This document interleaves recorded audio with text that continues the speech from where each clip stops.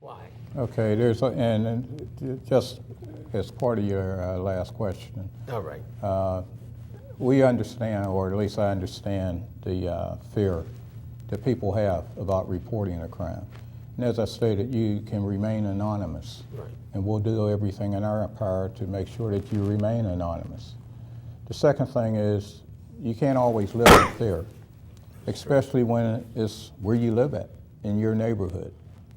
We want you to, have the accountability in your neighborhood and people to respect where you live at and not come in and create havoc or, do drugs and commit homicides.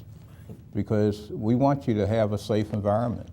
But the only way it can be a safe environment is to contact the police. And don't let one bad experience with a police officer or two bad experiences with the police officer dim us.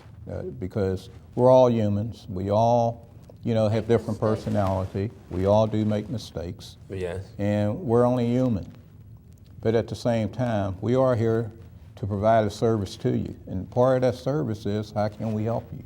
How can we assist you? How can we assist in making sure that when you go in your house, that you walk in your house and it hasn't been burglarized? That's right.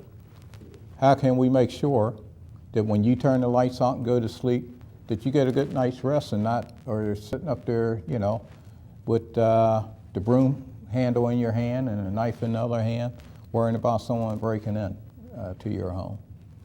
So when you look at, for example, we do have a witness protection where some witnesses we had to relocate and bring back here for the court hearing, but at the same time, we relocated them into a different possible city. Right. Or a different part of the city of Pittsburgh. Right. It's up to them. We're having. But we do have a witness protection program.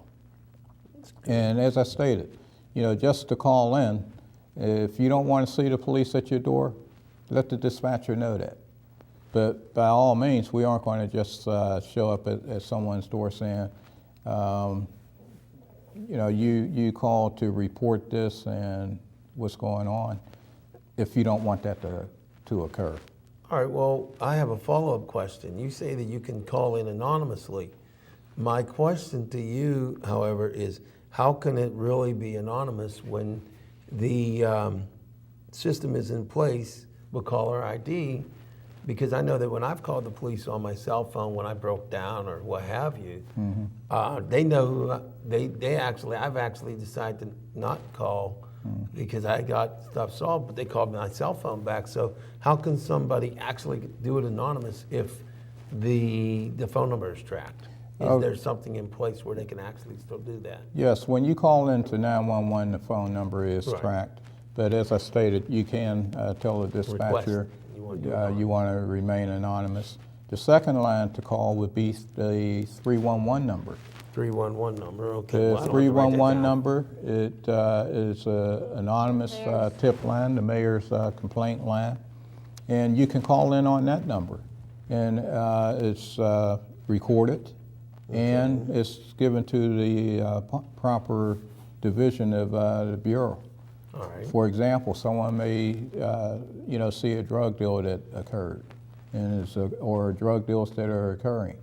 They want to remain anonymous, so they'll, call it 311. So 311 is acceptable to call for a crime that you want to report? That's correct. Oh, but if the crime is occurring right then, you want to do 911? You want to do 911.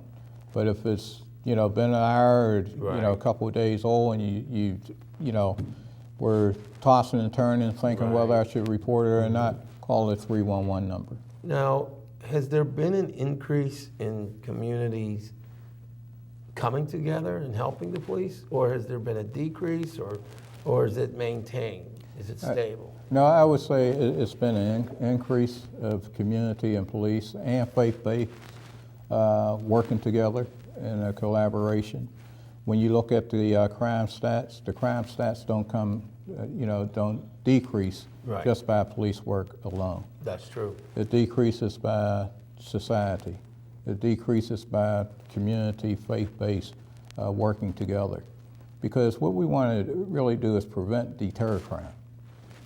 It's, sad day when we have to make our arrests. Yeah. And for a long time, they build a new prison, we fill it up.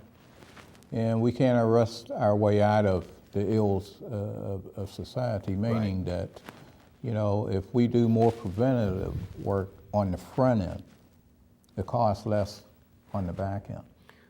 When, for example, to incarcerate someone, might be $35,000 a year to incarcerate them.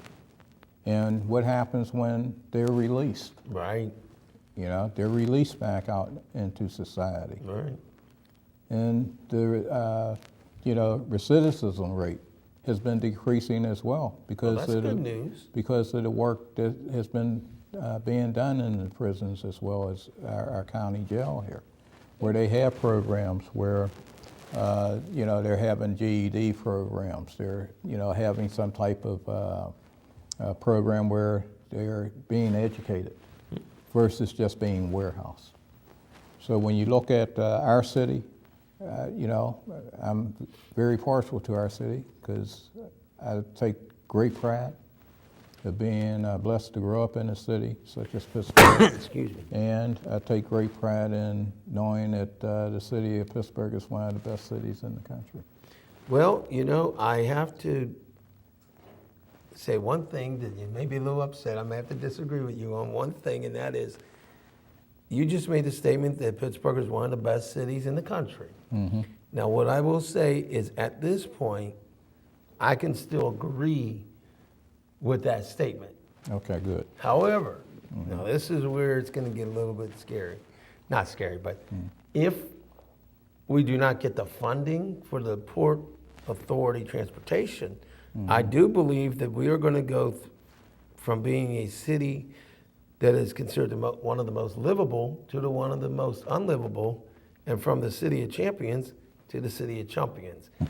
I'm sorry, but they'll be the city of champions. We don't want that. So I would like to say, and I'm not going to say anything political, but to the people in power, in offices, I'm not going to say what offices, you might want to find the money so we don't go from the city of champions to the city of champions, because I'm not a champ.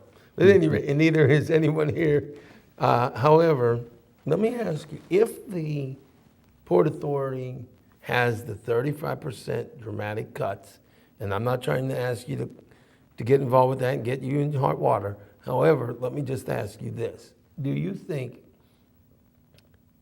if these cuts occur, in your opinion, as a citizen, not as an officer, as a citizen, do you think it will harm the image of the city and increase or decrease crime? What are your thoughts on if these cuts come through?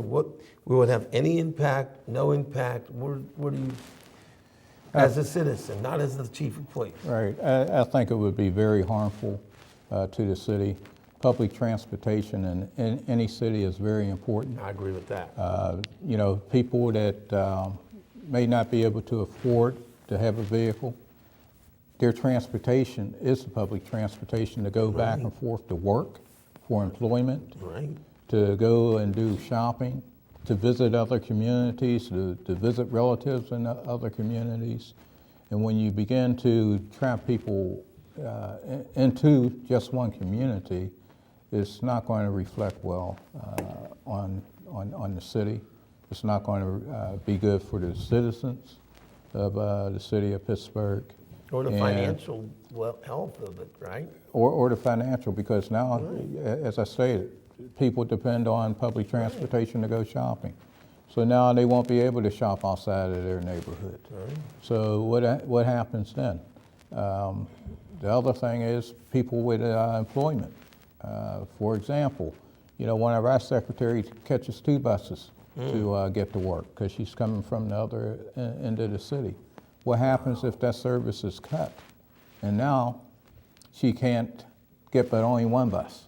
Oh, that would not be good. She would lose her job. Exactly. She would have to give up her means of employment. That's not good. So I see it as a very dramatic. It is a state of emergency to ensure that that those cuts don't take place. All right, well, I hope I didn't get you in trouble asking that question. That's why I asked you as a citizen. Correct. Divorcing you from any liabilities with the city. That was as a citizen. If you have anything to say to the chief, call me up, and believe me, I'll be glad to talk to you. And that's the truth.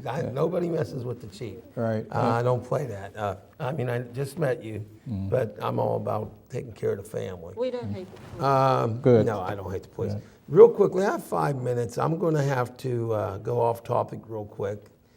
I wanted to mention something here, and that is recently Davy Jones of the Monkees passed away. And of all the deaths that I have listed in my in memoriam over the last 8 years of being on broadcast television, the Davy Jones death hit me hard, even more than the Whitney Houston. And I believe that the reason why it hit me so hard is I was able to meet Davy Jones of the Monkees 3 different times. This man was an amazing young man. He was a nice guy, which was shocking. I met him one time in a parking lot, and he was driving his own automobile instead of a big limousine. And I didn't have anything to sign an autograph, so he actually signed a United States dollar for me. He signed my dollar bill. Then I went to this event where he was doing autographs, and I